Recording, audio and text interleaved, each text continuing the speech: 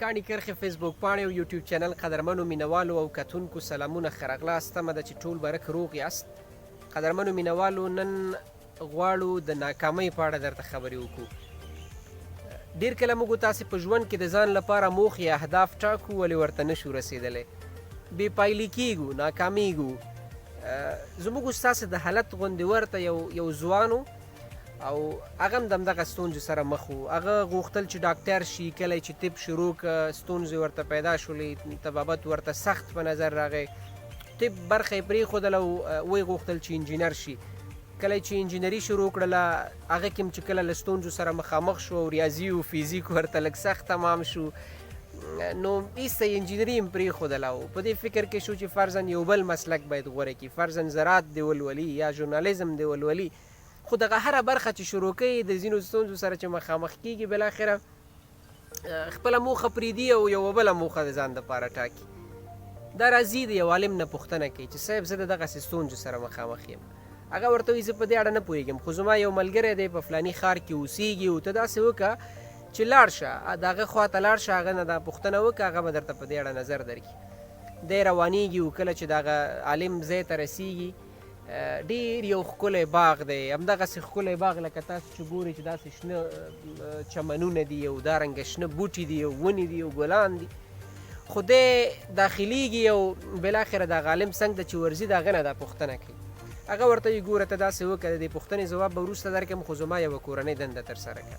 څه کورنۍ دنده ترسره کړم؟ هغه ورته قاشوغه کې غوړي اچوي، یوه قاشوغه د غوړو نه ورته ډکوي او ورته وایي چې دا د غوړو ډکه قاشوغه واخله او زه لاړ شه په دې چمن کې وګرځه او بیرته دا د غوړو قاشوغه ما ته راوړه، خو فکر دې وي ګوره چې د قاشوغې نه باید یو څاڅکی غوړي هم توی نه شي.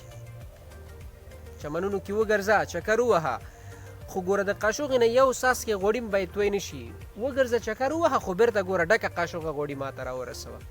دی هم داسې کوي، ځي روانېږي، د غوړو ډکه قاشوغه په لاس کې د وګرځي په دې چمنونو کې چکر وهي، کله یو خواته کله بل خواته، خو دې ته یې فکر دی چې رښتیا هم کوم څاڅکی غوړي توی نه شي. کله چې د عالم خواته راځي نو هغه ورته وایي چې چکر دې ووهه؟ وایي او چکر خو مې ووهه. وایي قاشوغه غوړي؟ وایي دغه دي. وایي کوم څاڅکی خو نه دی توی شوی؟ وایي نه دی توی شوی. رښتیا چې ګوري قاشوغه ډکه ده. نو د عالم ورته وایي چې اوس داسې وکړه چې قیصه راته وکړه چې په دې زما په دې باغچه کې تا څه ولیدل، څه ډول ګلان، څه ډول بوټي، څه دې ولیدل؟ دا ځوان ورته وایي چې یاره عالم صاحب ما خو هېڅ هم ونه لیدل، ستا باغچه به ډېره ښکلې، خو ما نه ګلان ولیدل، ما نه د ګلانو بوی حس که، نه مې بوټي ولیدل، نه مې چمنونو ته فکر و. زما خو ټول فکر دی غوړو ته و، تا ویل چې غوړي چپه نه شي، نو زه خو ما خو غوړي تا پورې راورسول، ما هېڅ هم نه دي لیدلي. عالم ورته وایي ښځه اوس داسې وکړه، نورو قصو نه تېر شه، همدا د غوړو ډکه قاشوغه واخله، خو دا ځل چې د چکر ووهه چې راغله نو ما ته به ووایه چې ګوره هغه فلاني کونج کې څه رقم ګلان و، دې طرف ته څه رقم بوټي و، ما ته به قصه وکړي چې څه دې ولیدل. دا ځوان ځي او کله چې بیرته راشي نو عالم ته اول پوښتنه کوي چې ښه اوس راته قصه وکړه چې څه دې ولیدل. دا ورته وایي چې یاره زه خو به اول ځل سم ړوند وکړو ما خو رښتیا هم دا ښکلې منظرې، بوټي، ګلان، دې یو شي ته هم زما فکر نه شو، دا خو هېڅ هم ما ونه لیدل، دا خو ډېر ښایسته باغچه تا جوړه کړې ده. عالم ورته وایي چې ښځه اوس د باغچې د قصې نه تېر شه، دا ووایي چې غوړي دې څه کړه، قاشوغه غوړو راته وښیه. دی چې د غوړو قاشوغې ته ګوري څاڅکی غوړي هم پکې نشته، ټول چپه شوي دي. نو عالم ورته وایي چې ګوره ستا ستونزه دا ده، په لومړي ځل موخه ستا په ورغوي کې وه، ستا په لاس کې وه، ډکه قاشوغه د غوړو باید تا تر ما را رسولی وی، بس دا ستا موخه وه، دا ستا په لاس کې وه، ته هم د خپلې موخې ته متوجه وي، همدې ته دې فکر کوو، همدې ته ځیر وي، ځکه دې ما پورې راورسوله، ځکه موخې ته ورسېدلې، دا معنا. خو دویم ځل موخه ستا په لاس کې وه، ستا په همدې ورغوي کې وه، په همدې لاس کې دې قاشوغه نیولې وه، خو دا چې تا موخې ته پام نه کوو، شاوخوا چاپېریال ته دې پام کوو، شاوخوا موقتي او لنډمهالو ښایستونو او سینګارونو ته دې پام کوو، همغه و چې خپله اصلي موخه در څخه ورکه شوه، خپله اصلي موخه دې له لاسه ورکړه، په سمه توګه دې ترسره نه کړه. نو قدرمنو مینوالو زموږ ستاسو ډېری ستونزه دا وي چې یا خو مو د ځان لپاره داسې موخې ټاکلي دي چې رسېدل ورته ناشوني دي، یا مو د ځان لپاره داسې موخې ټاکلي دي چې هغه ته موږ هم دا اوس رسېدلي یو، معنا دا چې کله موخې ته ورسېږو، موخې ته له رسېدو څخه وروسته زموږ نور ټول ژوند دا بې موخې تېرېږي، او بې موخې ژوند تېرول دا په تمامي معنا ناسم دی. ځکه مشران وایي چې تاسې د ځان لپاره موخې وټاکئ.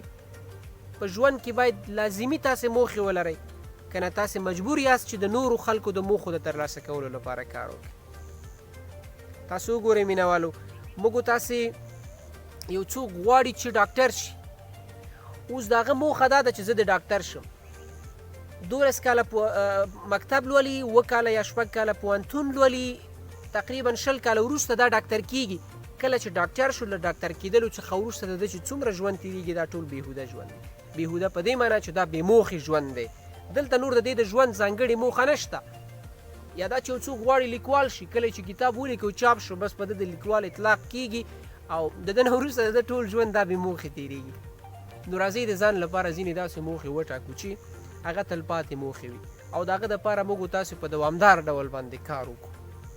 یو عالم، یو پوه سړی، یو حکیم په څلور لارې کې ناست دی او یو ځوان راځي په اس باندې سپور دی، ورته وایي چې بابا دا لاره کوم طرف ته تللې ده؟